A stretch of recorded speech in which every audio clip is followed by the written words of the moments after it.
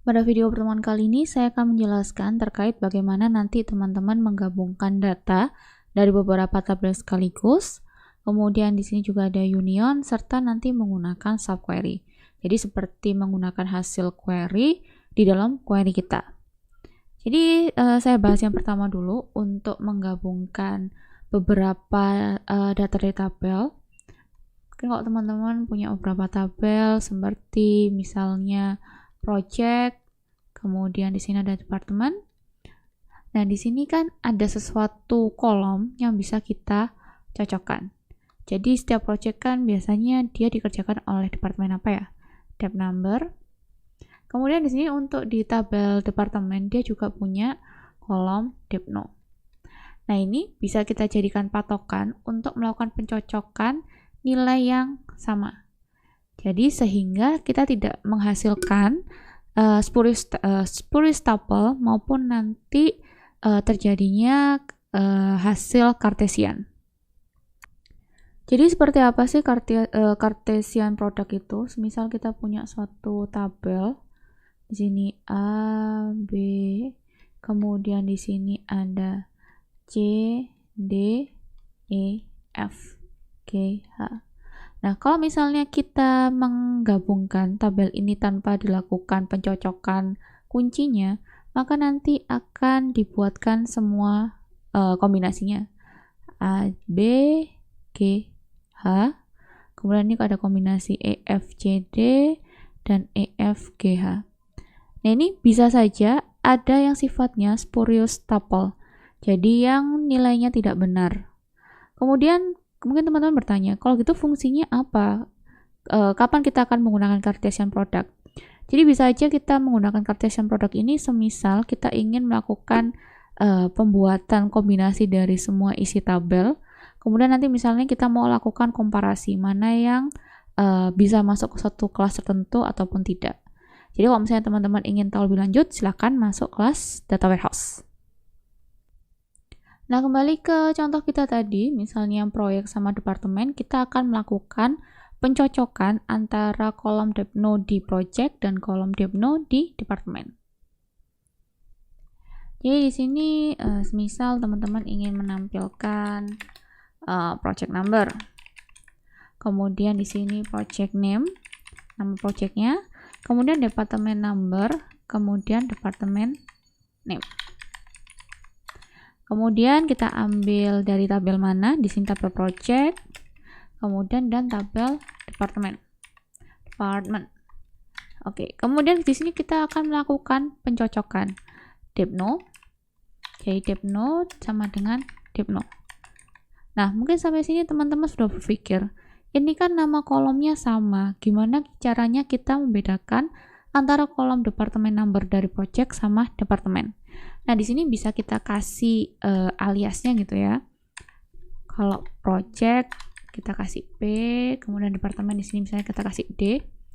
Nah, jadinya nanti kita bisa menentukan, oh kalau departemen yang ini punyanya, depno ini punyanya project, yang ini punyanya departemen. Kita ambilkan dari situ.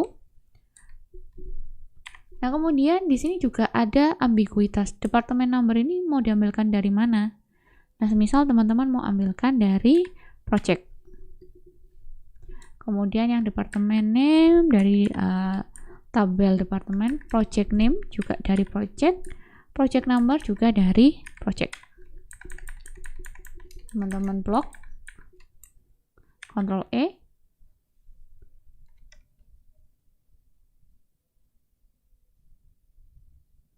Nah, di sini bisa teman-teman lihat hasil dari penggabungan antara dua tabel kita, yaitu tabel project dan tabel departemen. Nah, kemudian di sini kita melakukan pencocokan, departemen number-nya harus sama. Jadi ini akan menghindari Cartesian product dan spurious tuple. Nah, di sini kita tadi menggunakan pencocokan antara kolom dari tabel project, satunya pencocokan dari kolom tabel departemen. Di sini kita menggunakan where clause. Di sini ada cara yang kedua, jadi menggunakan join. Jadi sama, kita mau melakukan seleksi data dari project number, project name, departemen number, dan departemen name. Kemudian tetap sama dari tabel project sama tabel departemen. Nah, tapi di sini kita akan menggunakan inner join.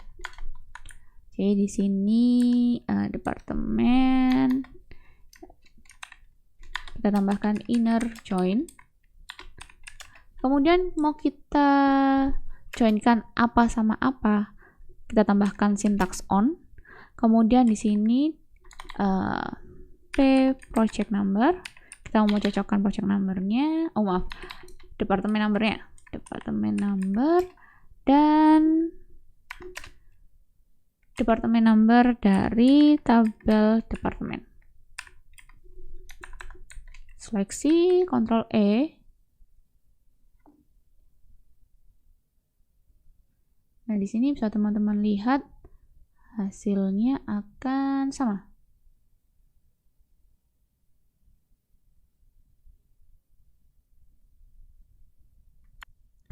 Nah, kemudian selain inner join, kalau inner join kan data dari kedua tabel ini harus ada ya.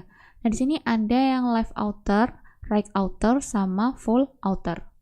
Jadi bedanya apa? Bedanya nanti kalau misalnya di sebelah kiri ada tetap mau ditampilkan gimana?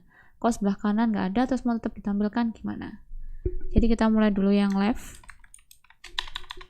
join. Jadi sama, cuma bedanya apa namanya? Innernya diganti left. Nah, ini bedanya apa?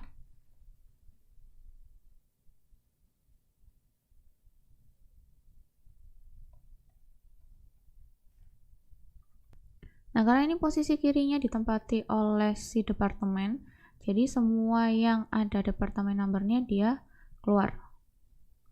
Kita cek untuk yang left, right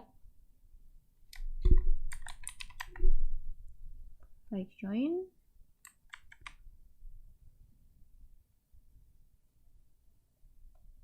Nah, di sini hanya kalau teman-teman lihat ada beberapa baris yang kosong.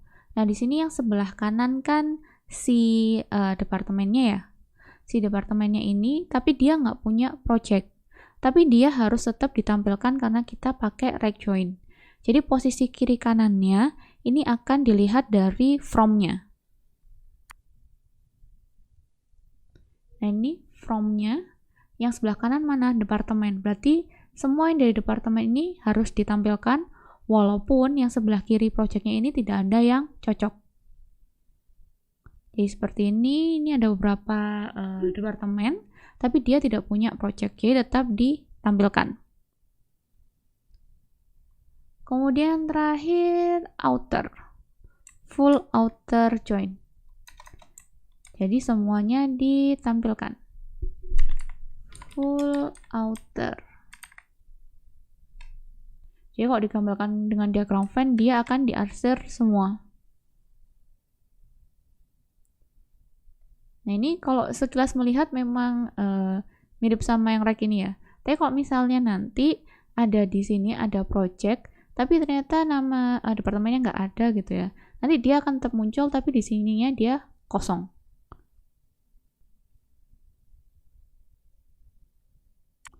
Kemudian kalau misalnya teman-teman ingin menggabungkan beberapa tabel sekaligus lebih dari 2 gitu ya.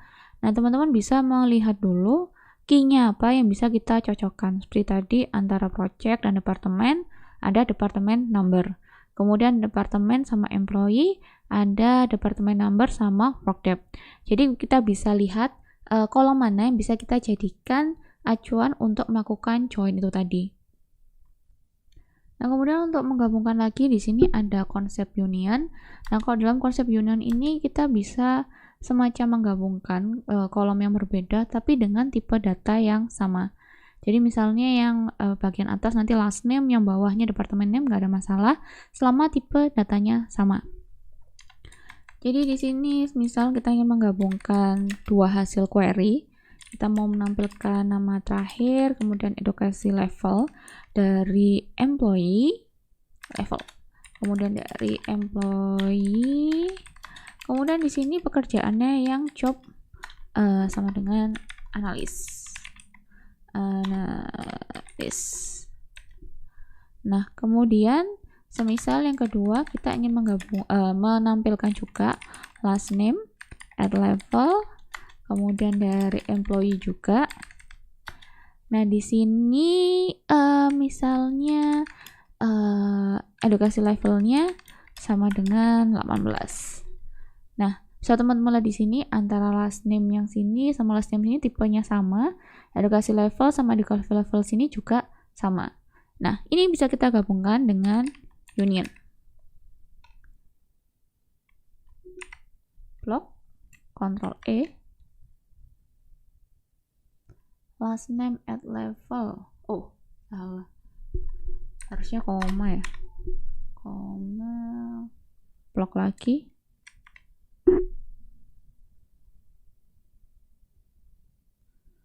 Nah, sebenarnya ini kan hasilnya dari dua query yang berbeda ya. Yang jobnya sama dengan analis, sama yang edukasinya levelnya 18. Nah, di sini kalau misalnya teman-teman perhatikan, ini kan kalau misalnya muncul 2 kali, mau ditampilkan 2 kali seperti apa? Nah, ini kan kalau union aja yang dia bersinggungan, dia punya data yang sama, itu akan dihapus. Kalau misalnya kita pakai union all, nah ini kalau ada duplikasi dia akan tetap ditampilkan. Blok, Ctrl E. Nah, di sini bisa teman-teman lihat untuk yang NAS ini kan muncul 2 kali ya. Karena satunya dari query yang bagian atas, satunya query dari bagian bawah. Jadi seperti itu untuk menggabungkan dengan menggunakan union. Jadi yang perlu teman-teman perhatikan adalah tipenya, kemudian urutannya, kemudian jumlah yang ditampilkan di sini juga harus sama. Kalau ada 1 ya 1, 2, 2, 3, 3. Kemudian subquery. Jadi seperti namanya, ada query di dalam query.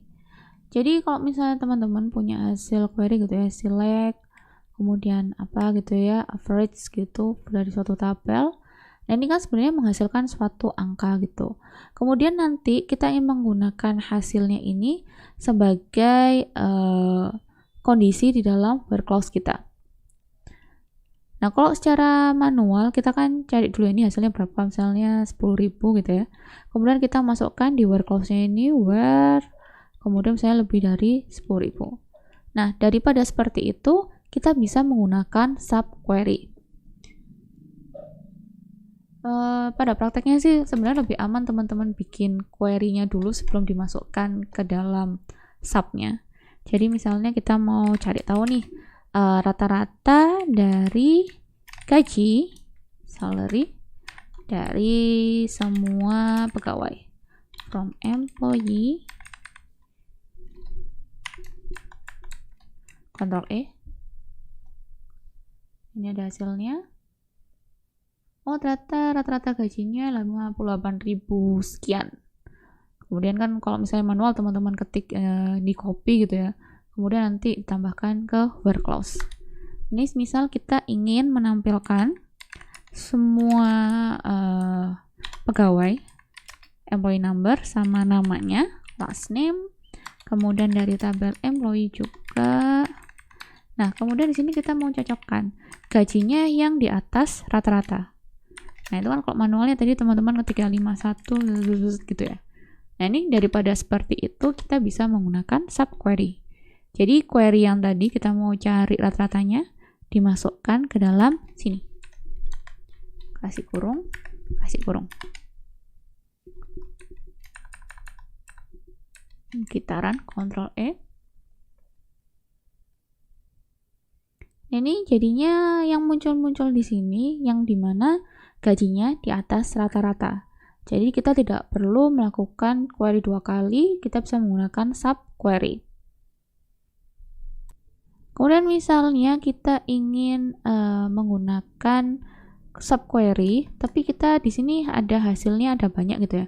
Kalau ini kan dia cuma single value ya, cuma satu skalar. Kalau misalnya nanti ada banyak gimana? Nah, ini kita bisa tambahkan in. Jadi misalnya kita mau menampilkan sama ya. Employee ini employee number, last name. Kemudian dari employee, Kemudian di sini misalnya kita tambahkan where clause, kita ingin cari yang mereka yang manager. Jadi sini kita tambahkan subquery-nya, select, kemudian manager number from department.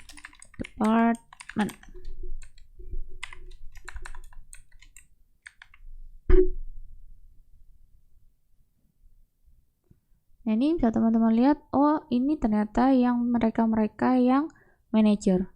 Nah, kok misalnya teman-teman ingin tahu yang bukan manager siapa aja, berarti kan yang tidak termasuk di dalam subquery ini.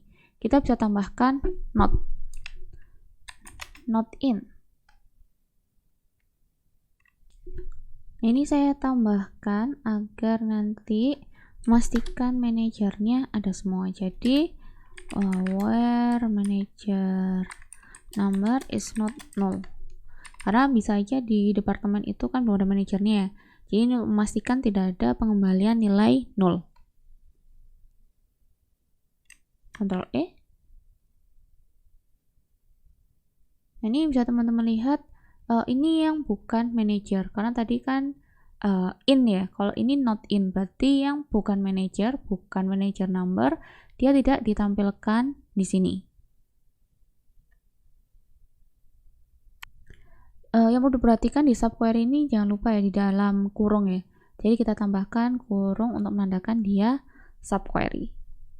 Kemudian terakhir, sintak yang terakhir adalah drop dan truncate. Kalau truncate kita akan hanya menghapus datanya, tapi strukturnya masih ada. Sedangkan kalau drop kita benar-benar menghapus tabel seisinya.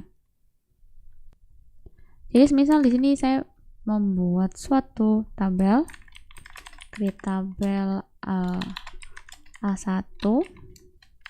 Kemudian di sini dia ada isinya kolom B, kemudian tipenya integer.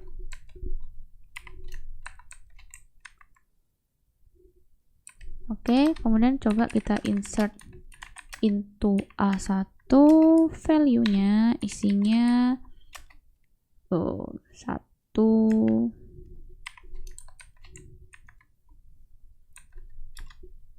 Tambah lagi aja deh. 2, oke.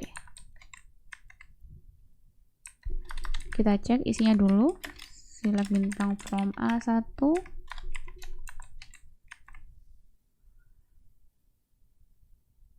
Nah, di sini teman-teman bisa lihat dia punya 2 isian ya. 1 dan 2. Kemudian kita lakukan truncate A1.